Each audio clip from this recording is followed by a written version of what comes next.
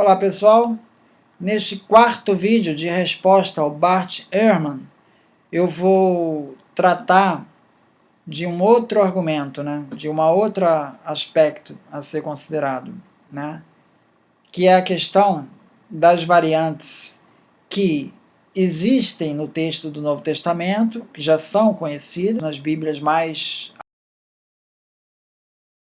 atualizadas. Então ele traz e outras que não foram atualizadas. Então vamos mapear isso.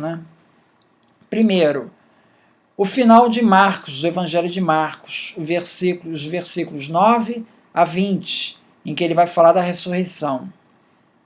Existe um final abrupto no versículo 8. Tá?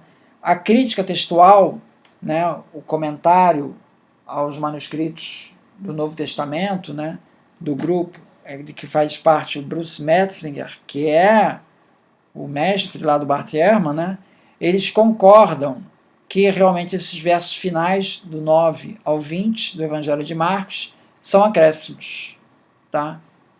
Porque o estilo é diferente, porque não está nos textos mais antigos.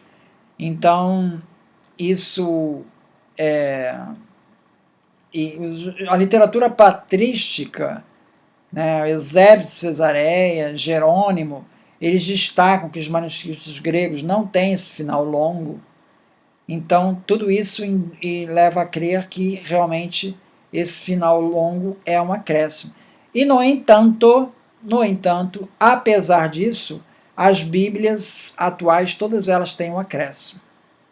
Então, aqui, tanto Bart Ehrman como o comitê concordam que isso é um acréscimo, e, no entanto, as Bíblias, por uma questão de tradição, eles não tiraram o acréscimo, continua presente em todas as Bíblias. Outra passagem, que também é uma clara inserção, que aparece em João 7,53, que é a perícope da adúltera. Aquele que estiver limpo, que atire a primeira pedra. Essa passagem é conhecida, enormemente, tem uma ampla repercussão. E, no entanto, ela está ausente nos principais manuscritos mais antigos. Existe uma tradição oral dessa passagem, citada por Pápias, tá? Mas no texto bíblico ela não está presente. Nenhum texto, nem literatura patrística, até o século X, ninguém cita João 7,53. Não existe. Tá? Então, Bart Ehrman e o comitê concordam que isso é uma inserção. O Daniel Wallace, ele chama a intenção que ele faz um paralelo, que a perícope lá de que três são os que dão testemunho, o Pai, o Filho e o Espírito Santo, esse verso, que é uma inserção também, bem tardia, ele foi apontado não pela crítica textual da época, mas pelo Edward Gibbon, no livro que fez muito sucesso, Declínio e Queda do Império Romano. E o Gibbon, ele era um antirreligioso, Então o Daniel Wallace, ele comenta que há um paralelo aí com Bart Ehrman, Quer dizer, o Bart Ehrman, ele dá publicidade para essa perícope da adúltera como sendo uma inserção, coisa que a crítica textual já sabe há muito tempo, tá? Mas que ela meio que não deu a devida publicidade a isso. Então, é interessante que na defesa, todos defendem a presença desse trecho, inclusive os evangélicos defendem a presença desse texto, mesmo com essa argumentação bastante robusta da crítica textual contra a autenticidade desse trecho. É curioso como é que os evangélicos eles defendem esse texto baseado na tradição, Quer dizer, eles são contra a tradição, mas usam a tradição oral, para defender a continuidade desse texto no texto bíblico. Tá?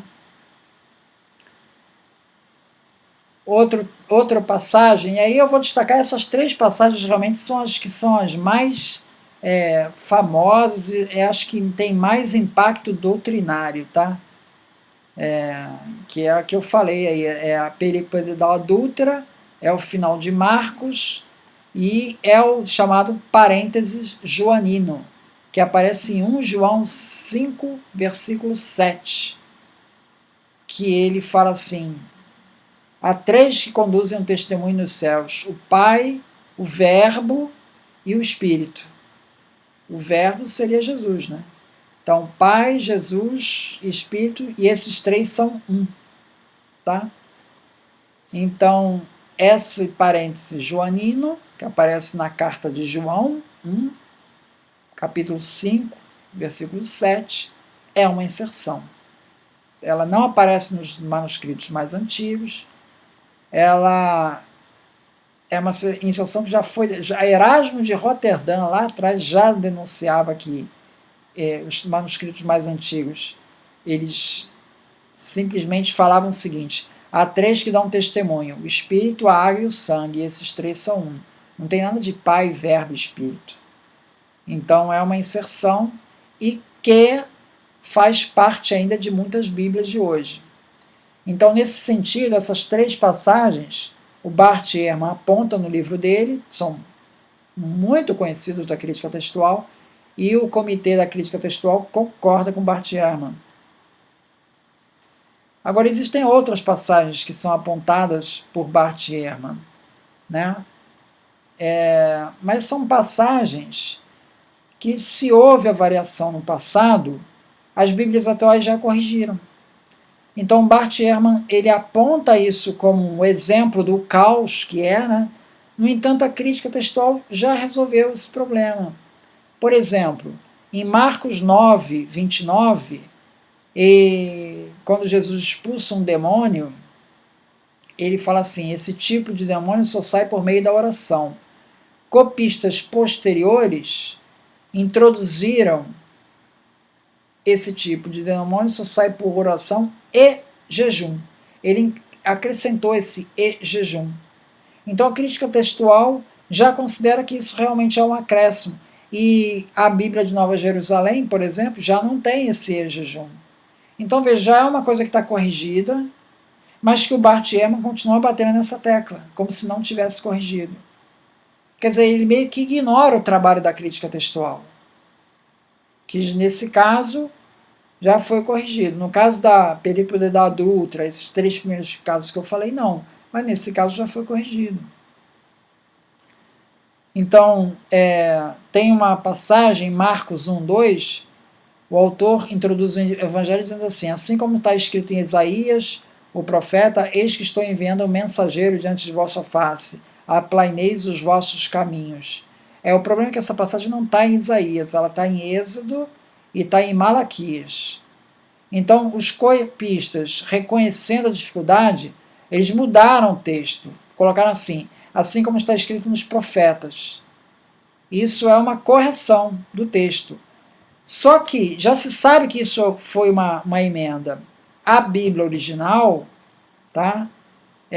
A Bíblia que nós temos hoje, continua citando Isaías, mesmo sabendo que está errado, porque é o que está mais próximo do texto original, porque os manuscritos mais antigos falam em Isaías, então vamos deixar Isaías, está errado, mas vamos deixar lá. Então, a crítica textual já corrigiu isso em favor do texto original, mas o Bart Ehrman continua batendo nessa tecla, tá entendendo? Outra passagem, Lucas 23:34, onde que Jesus está escrito na cruz, e ele fala assim: Pai, perdoa-lhes porque não sabem o que fazem. Então, essa passagem, essa frase de Jesus, não está nos manuscritos mais originais. Provavelmente, alguém colocou isso para livrar os judeus da culpa. O comitê concorda que isso é uma inserção, tá? No entanto, essa passagem continua constando da Bíblia de Jerusalém. Então, veja, várias Bíblias não adotaram ainda as principais conclusões da crítica textual, tá? Mantém a mulher adúltera, mantém essa passagem, e o comitê dá grau A, ou seja, grau de certeza de que isso é uma inserção. Outra passagem em que aparece Lucas 22:43. em que se fala que Jesus suou sangue, mostrando a angústia de Jesus, né? Isso contrasta com o restante de Lucas, porque Lucas, Jesus ele está sempre calmo, sob controle da situação, ele não mostra estar angustiado, não há a mínima alusão a isso no relato de Jesus. Esses versículos, eles destoam do resto de Lucas por causa disso. E eles estão ausentes nos manuscritos mais antigos. Tá? Então, o comitê concorda que essa passagem, suor de sangue, deva ser omitida, apesar de que a passagem é citada por Justino, Irineu, Hipólito, Eusébio.